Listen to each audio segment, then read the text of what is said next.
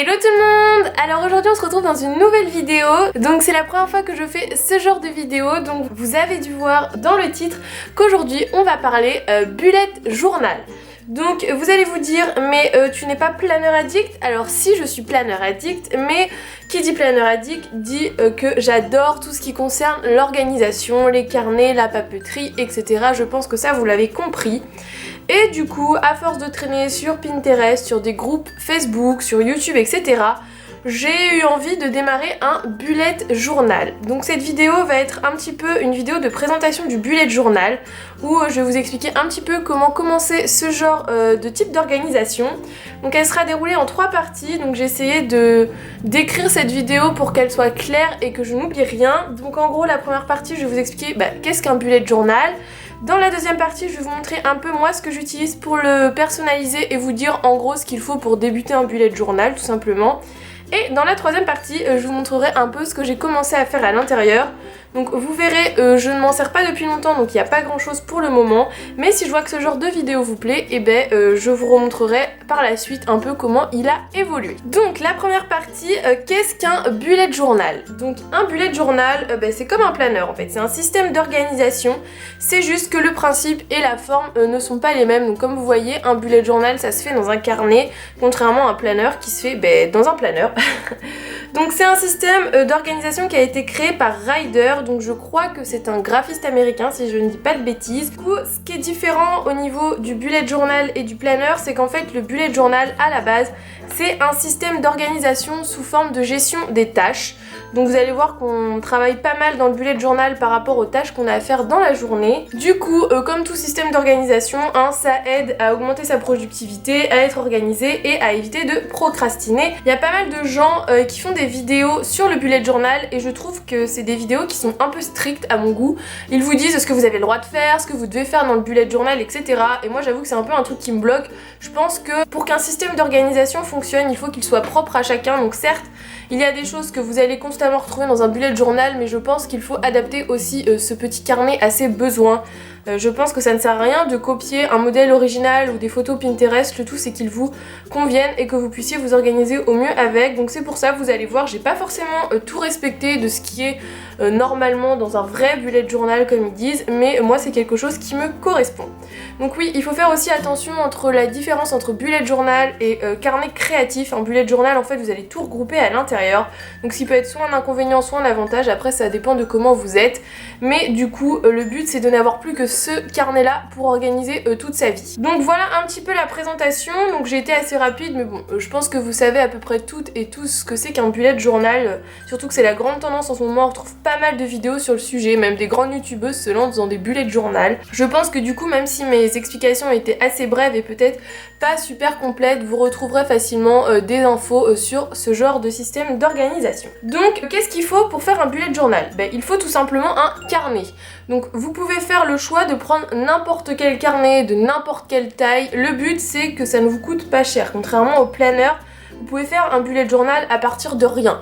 Vous trouvez un vieux cahier que vous aviez à l'école, vous avez écrit 3 pages dessus et ça peut devenir votre bullet journal. Bon, après, vous allez voir que la plupart des filles qui font des vidéos bullet journal, ou des garçons d'ailleurs, ont ce genre de carnet là. Donc ce sont soit les carnets Leuchtturm 1917, je crois que ça se prononce comme ça, ou tout simplement des carnets Moleskine. Pourquoi ce choix? Tout simplement parce que la couverture déjà est en cuir, donc elle est solide, et surtout, je vais vous montrer rapidement, ce sont des carnets, donc je ne sais pas si on verra, je ne pense pas, des carnets à poids. Et en plus dans ce genre de carnet vous avez toutes les pages qui sont numérotées, ce qui est super pratique parce que vous allez voir que pour faire un bullet journal il faut numéroter toutes les pages.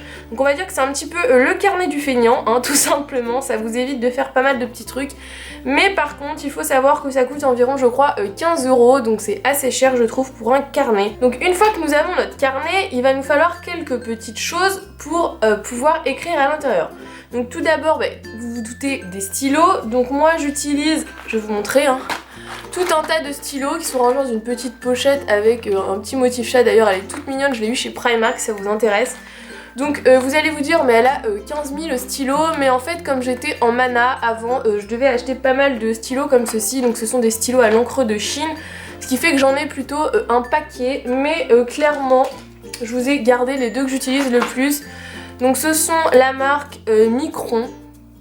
Donc voilà, là j'espère que vous verrez bien. Et j'utilise surtout le 0,2 pour écrire. Je trouve que le 0,1 et le 0,05 sont trop fins, donc je préfère le 0,2. Et j'utilise le 0,4 pour faire mes gros titres. Donc vous voyez, en réalité, j'ai beau avoir ma grosse pochette, je n'en utilise surtout que 2, donc ça ne sert à rien d'en avoir 15 000. Donc voilà ce que je me sers pour écrire. Après vous pouvez très bien prendre un bic, hein. Encore une fois ça dépend en fait. Il y a deux types de bullet journal. Il y a le bullet journal juste pour s'organiser, et là vous n'allez pas chercher à faire de la déco ni rien du tout, ça va vraiment être juste de quoi s'organiser. Et après vous avez les bullet journal où là c'est plus décoratif, où on y ajoute un petit peu sa petite touche comme on dit à l'intérieur. Comme pour les planeurs en fait, c'est exactement le même principe. Donc deuxième chose que j'utilise, ce sont des stylos de couleur. Donc moi j'utilise ceux de la marque Mapette, ce sont des mines 04. Donc voilà, j'en ai pris que quelques-uns, j'en ai plus, mais je trouve que c'est un bon rapport qualité-prix. Ils coûtent moins cher que ceux de la marque Stabilo je crois, et je les ai achetés je crois chez Leclerc, mais je les avais déjà, je les ai pas achetés exprès. Je pense qu'on a tous quelques stylos de couleur qui traînent dans nos tiroirs, hein. Ça sert à rien de racheter une nouvelle gamme de stylos.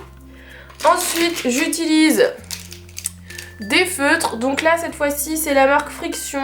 Je les avais achetés l'année dernière et j'avoue qu'ils sont pas mal. En fait c'est des feutres effaçables, vous avez une petite gomme comme les stylos Friction, et vous pouvez du coup effacer ce que vous avez fait. Donc si jamais vous avez fait une rature ou quoi, je trouve que c'est assez pratique. Donc voilà, moi j'utilise ceux-là, mais c'est pareil, c'est pas une obligation. Ensuite vous allez découvrir, si vous ne l'avez pas vu sur Instagram, que j'ai une grande passion pour tout ce qui est surligneur. Donc j'utilise 3 types de surligneurs. Vous allez dire la fille est complètement folle, mais tout d'abord en tout premier j'utilisais ceux-là. Donc qui sont les surligneurs couleur pastel de chez Friction que j'avais eu je crois sur Amazon.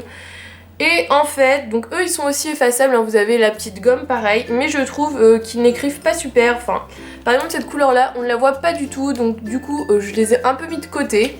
Ce qui fait que du coup j'ai acheté ceux de la marque Stabilo, donc pareil, encore le prix dessus d'ailleurs, qui sont aussi des couleurs pastel. Je crois qu'il y a 6 couleurs en tout, mais je trouve que la pointe est super épaisse.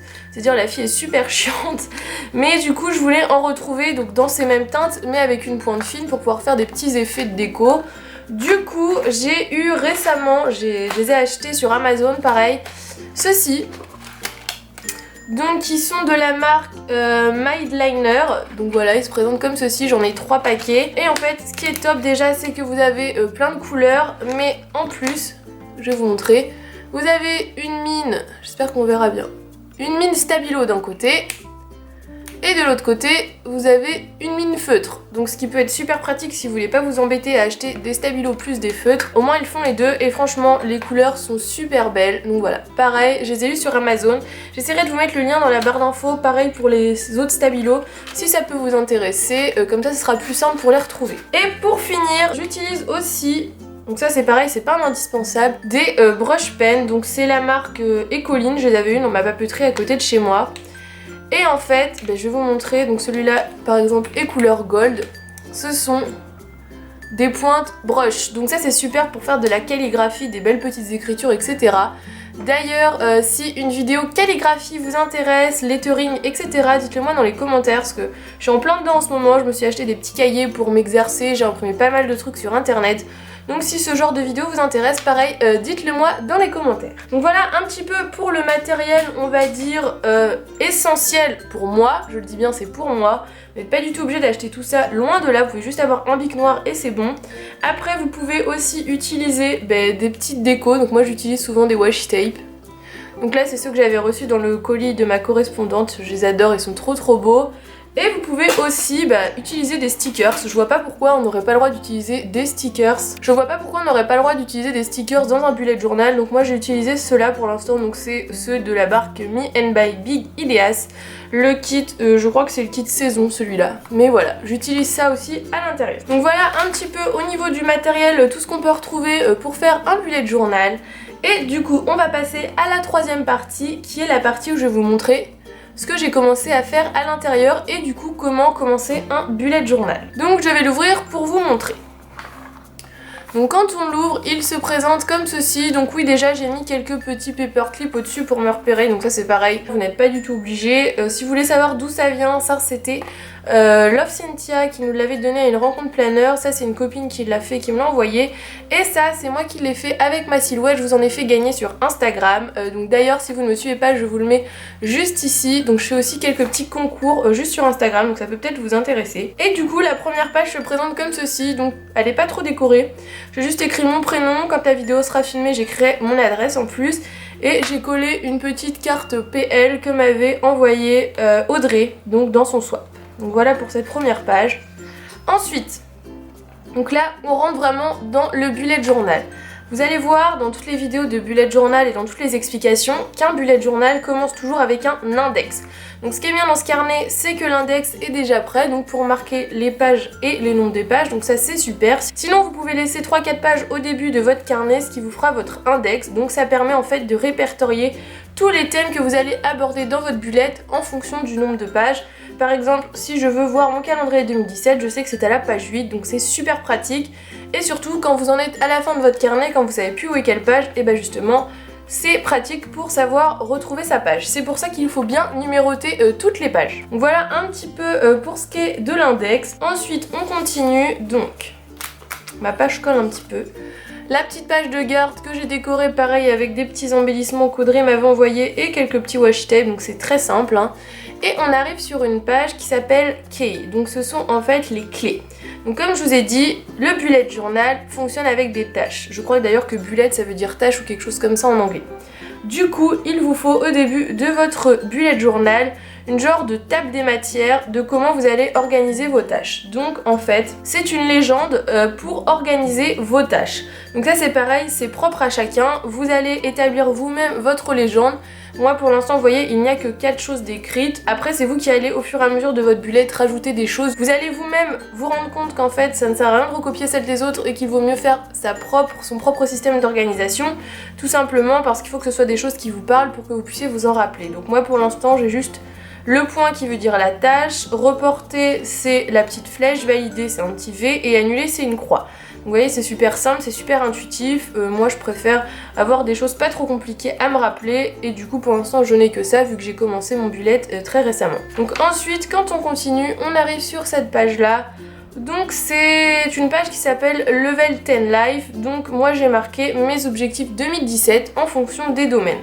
Donc ça vous allez voir que sur Pinterest etc vous retrouvez pas mal ce genre de page, mais je trouve que c'est vraiment bien pour savoir où on en est et surtout les objectifs qu'on veut atteindre cette année. Ça permet d'avoir tout résumé en 2 pages, de pouvoir jeter un petit coup d'œil quand on sait plus trop ce qu'on voulait et du coup de pouvoir marquer votre évolution au fil du temps. Donc moi j'ai famille, santé, études, finances, YouTube, sport, poids, voyage, organisation et j'en ai un qui est vide au cas où dans l'année je me donne un nouvel objectif et du coup à côté j'ai répertorié tout ce qui me plairait d'accomplir dans chacun des domaines que je vous ai cités. Donc voilà un petit peu pour cette double page. Donc vous voyez j'ai mis un petit washi, j'ai essayé de faire une petite typo sympa et j'ai mis de la couleur tout simplement, c'est pas très compliqué. Déjà le but ce n'est pas d'y passer 10 ans, faut quand même que ce soit assez rapide parce que vous allez voir qu'un bullet journal ça prend quand même pas mal de temps. Ensuite là j'ai laissé une petite page parce que j'aurais collé une carte Project Live, donc pour l'instant je ne l'ai pas fait. Ensuite cette page là je ne l'ai pas vue dans la plupart des vidéos que j'ai regardées, mais c'est quelque chose qui me tenait à cœur. C'est en gros les idées de pages que j'aimerais bien introduire dans mon bullet. Donc par exemple le suivi de mes séries, les livres à lire à acheter, mon tracker poids, tracker santé, tracker dépenses, ma bucket list, les mauvais moments, les bons moments, mes mots de passe, les trackers Instagram, YouTube, Facebook, le suivi de mes vidéos, les anniversaires, etc. Donc là en fait je note toutes les idées de pages qui m'aideraient à m'organiser et qui me tiennent à cœur. Donc voilà, et puis au fur et à mesure que je les aurai faites, je pourrai barrer ou cocher une fois que ce sera fait. Donc ça après voilà c'est aussi une idée personnelle, vous n'allez pas le retrouver dans tous les bullets. Ensuite on passe à cette double page qui est mon calendrier, donc 2017. Donc ça vous allez les voir beaucoup dans les bullets, c'est vraiment quelque chose qui est indispensable on va dire pour s'organiser, c'est très pratique, ça vous permet d'avoir une vue sur l'année complète. Donc vous allez aussi pouvoir retrouver dans certaines vidéos des gens qui ont des calendriers quotidiens, des calendriers pour leur semaine, des calendriers mensuels, etc. Moi pour l'instant je n'ai eu le temps que faire ma vue annuelle. Donc ça viendra par la suite, mais pour le moment ça me paraissait indispensable d'avoir cette vue là. Donc pareil, un peu de washi tape, des petits typos sympas et j'ai recopié tout simplement le calendrier 2017. Donc c'est un petit peu fastidieux, ça prend beaucoup de temps, mais je vous assure que quand vous avez fini, vous êtes super content. Et du coup, la dernière page que j'ai faite, c'est celle-ci, donc c'est ma page des anniversaires. Alors vous allez dire, mais c'est pas la première page que j'aurais fait moi? Eh ben moi oui. C'est quelque chose qui me tient beaucoup à cœur, de pas oublier les anniversaires des personnes que je côtoie le plus souvent, c'est-à-dire ma famille, mes grands-parents, etc. Donc c'est pas très fun, hein. Mais c'est quelque chose qui est très important pour moi, donc voilà. J'ai écrit en gros anniversaire, du coup j'ai mis quelques petits stickers du book que je vous ai présenté dans la vidéo. Et j'ai écrit mois par mois les anniversaires que j'avais à souhaiter, donc j'ai pas du tout fini, hein. Pour l'instant j'ai vraiment fait peu de personnes, mais au fur et à mesure pareil, ça va se remplir. Et donc j'en suis là dans mon bullet, donc pour l'instant j'en suis arrêtée là. Donc j'espère que cette petite vidéo vous aura aidé, vous aura donné des idées, des conseils pour commencer votre bullet journal. Et surtout si vous voulez d'autres vidéos sur ce sujet, n'hésitez pas à mettre un petit pouce bleu ou me le dire dans les commentaires. Je serais vraiment ravie de vous faire d'autres vidéos à ce sujet, c'est vraiment quelque chose qui me plaît pas mal pour commencer. Je vais vous faire une vidéo bullet vs planner un petit peu pour vous donner mon avis, les avantages et les inconvénients de chaque système, vu que maintenant j'ai pu tester un petit peu les deux. Et du coup on se retrouve très vite dans une nouvelle vidéo. Bye bye!